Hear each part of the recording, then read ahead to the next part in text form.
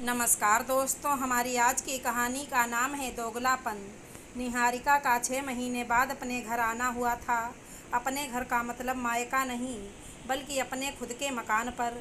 निहारिका और उनके पति बाहर रहते हैं और निहारिका के पति की जॉब अपने शहर से दूर है, तो वह अपने बच्चों और निहारिका को साथ लेकर ही रहते हैं।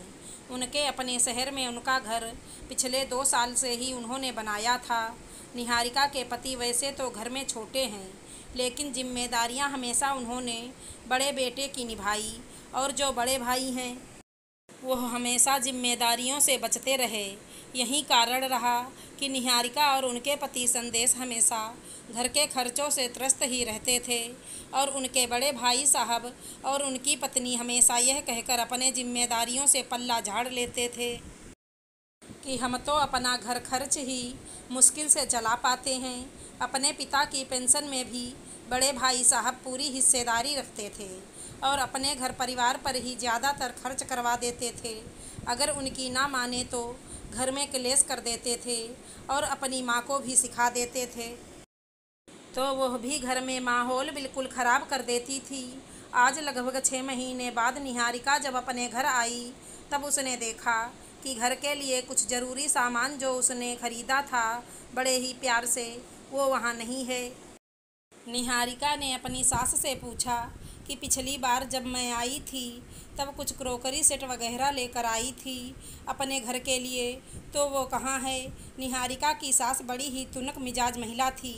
वो हमेशा ही निहारिका और उनकी जेठानी दोनों के घर पर बराबर अपना हुक्म चलाने के नए नए तरीके खोजती रहती थी।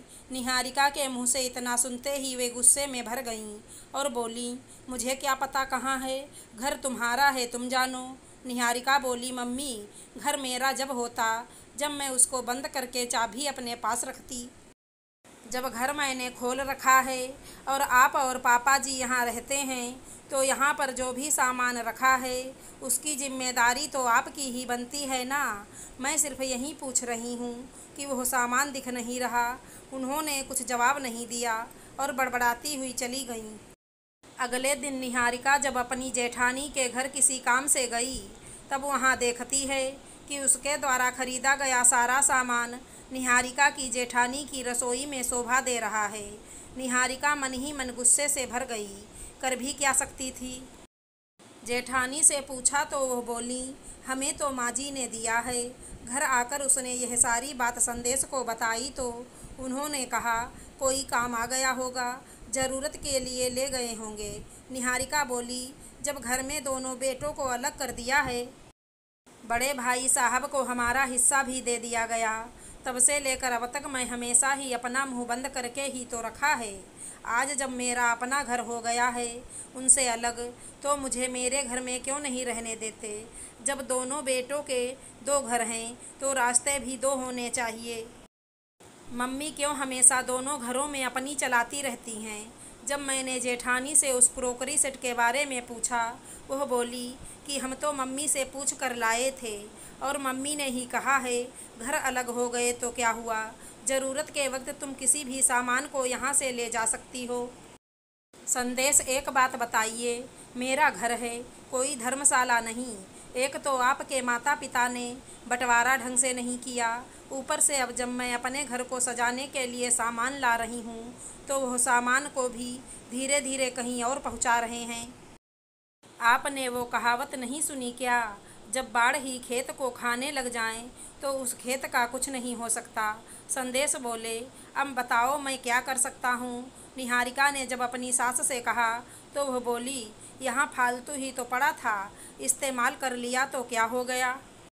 मम्मी जी, आप अपनी देवरानी जेठानी को तो अपने घर से एक दाना तक उठाने नहीं देती। मैं जब घर में नहीं रहती हूँ तो आपको मेरे घर का सारा सामान फालतू दिखता है और आप सोचते हैं कि आप उन्हें अपने बड़े बेटे के घर पहुँचा दें। अगर ऐसा ही चलता रहा तो मुझे नहीं लगता कि आप हमारा घर बसने देंगी। निहारिका की सास बोली, ज़्यादा मालकिन बनने की ज़रूरत नहीं है, अभी मैं जिंदा हूँ और दोनों घरों में मेरी ही चलेगी। इतना कहकर निहारिका की सास मुँह बनाकर चली गई और फ़ोन पर अपनी बेटी से निहारिका की शिकायत करने लगी। उधर से क्या जवाब आया वह तो निहारिका को नहीं पता, लेकिन हाँ, माहौल घर में कुछ दिनों तक बड़ा खराब रहा। कुछ दिनों बाद निहारिका ने सुना कि सासू माँ अपनी बेटी को फ़ोन पर कह रही हैं, तो तू अपने घर पर ताला क्यों नहीं लगा देती? तेरी सास भी और तेरी जेठानी भी दोनों बड़ी ही खराब हैं।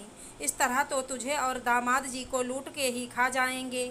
और तू मेरी बेटी बहुत भोली है, 1-2 दिन मुँह बनाकर रखेंगे। तुझसे बात ना करें तो ना करें, कोई बात नहीं, लेकिन कुछ दिन बाद सब ठीक हो जाएगा। अब की बार तू कहीं भी जाए तो अपने घर की चाबी किसी को देकर मत जाना, और तू अपने घर पर ताला लगाकर चाबी अपने साथ ले जाना। कुछ दिन दामाद जी नाराज रहने देना, सब ठीक हो जाता है धीरे धीरे। अपने घर को ऐसे किसी के हवाले नहीं किया जाता। ऐसा कहकर जैसे ही सासू माँ ने फ़ोन रखा, पीछे निहारिका को देखकर एकदम घबरा गईं। निहारिका बोली, सासू माँ, अगर यही काम मैं करती तो आपकी नज़र में, आपकी बेटियों की नज़र में और पता नहीं सारी रिश्तेदारी में आप मुझे बदनाम कर देती, मेरे मायके तक को बीच में घसीट देती।